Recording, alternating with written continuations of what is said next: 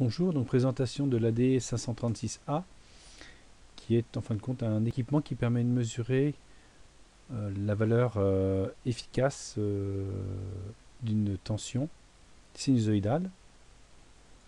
Donc au niveau de la simulation, nous avons en entrée une tension RMS donc de 500 millivolts, c'est-à-dire une amplitude de 707 millivolts, voilà, c'est-à-dire 5 racines de 2. Donc ça c'est la tension d'entrée. Donc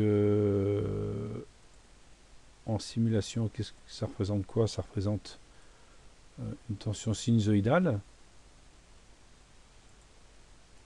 que l'on a en bleu là.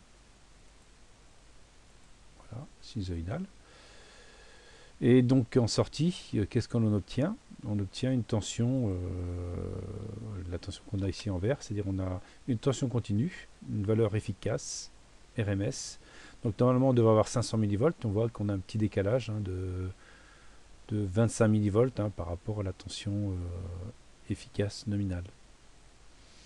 Si on change la valeur de la tension, par exemple on met 2 volts, c'est-à-dire en amplitude 2 racines de 2, 2,82, donc 2 volts RMS, on voit en simulation qu'on va obtenir une tension de 1,8, passé 1,85, donc on a aussi une erreur de 150 millivolts là sur la valeur.